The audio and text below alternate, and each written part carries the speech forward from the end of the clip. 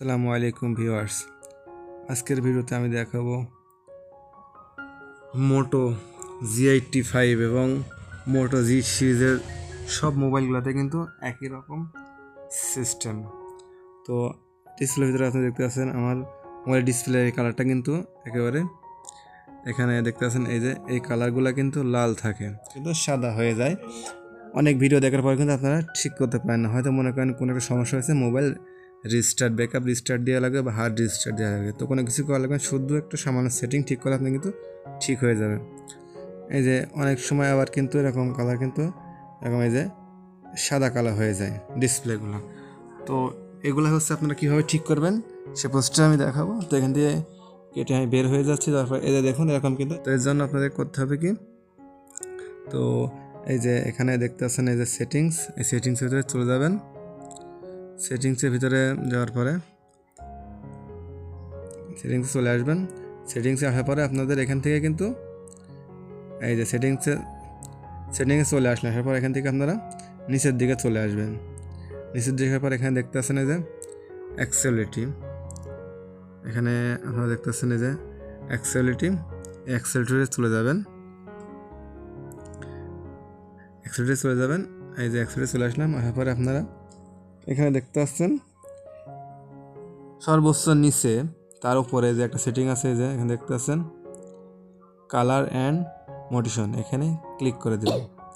এখানে ক্লিক করে দেওয়ার পরে উপরে দেখতে পাচ্ছেন কালার কোয়ার্টিশন, উপরে সেটিংটা, এটাতে ক্লিক করে দেন। এটা কিন্তু দেখছেন অন করাচ্ছে, কিন্তু এখানে পরে আপনাদের উপরে দেখছেন ইউজ কালার নোটিশন, এটা কিন্তু আপনাদের অন করা আছে।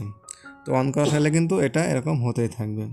তো আপনারা এখান থেকে কী করবেন, ওপরে একটা কালার দেখতে পাচ্ছেন রেড গ্রিন, এখানে এটা ক্লিক করে দেবেন। দেওয়ার পর দেখুন কিন্তু একটা কালার কিন্তু ফিরে আসছে। তারপরে এটা আপনারা ইউজ কালারেশন, এটা কিন্তু এভাবে অফ করে দেবেন। আমি এখান থেকে কিন্তু এটা অফ করে দিলাম। এটা হচ্ছে আপনারা এখান থেকে অফ করে দিবেন। তো অফ করে দেওয়ার পরে এখান থেকে কেটে বের হয়ে যাবেন। আমি কেটে বের হয়ে যাচ্ছি। দেখুন আমার ডিসপ্লে অরিজিনাল কালারটা ছিল সে কালারটা কিন্তু ফিরে আসছে।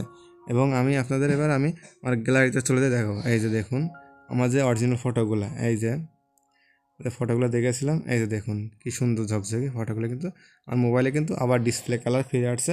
এটা না হলে কিন্তু ভিতরে কালারগুলো এগুলো কিন্তু গোলাপি হয়ে যাচ্ছে। তো চাইলে কিন্তু এগুলো আপনারা এখান থেকে চেঞ্জ করে নিতে পারবেন। তো কীভাবে চেঞ্জ করবেন এটা আমি দেখাচ্ছি। এখানে ডিসপ্লের উপরে আপনারা চাপ দিয়ে ধরে রাখবেন। রাখার পর এখন সিস্টেম আসবে। তো উপরে লেখাটা দেখতে পাচ্ছেন পার্সোনালাইজ, এখানে ক্লিক করে দেবেন।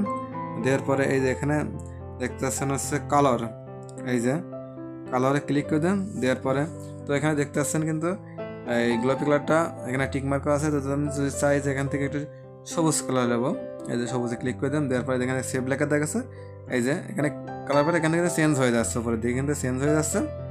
তো আমি মনে করেন এখান থেকে সবুজ কালারটা চাই দিলাম। দেওয়ার পরে এখান থেকে সেভে ক্লিক করে দেবেন। সেভ করে দিলে পরে আমি সাটানো আছি, দেখুন কালারটা কিন্তু সবুজ হয়ে গেছে।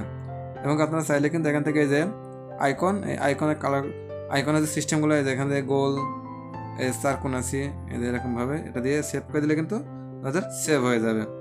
এবং তারপর এখানে ফিঙ্গার দেখাচ্ছে, এখান থেকে কিন্তু ফিঙ্গারের স্টাইলগুলো আপনারা চাইলে কিন্তু চেঞ্জ করে নিতে পারবেন।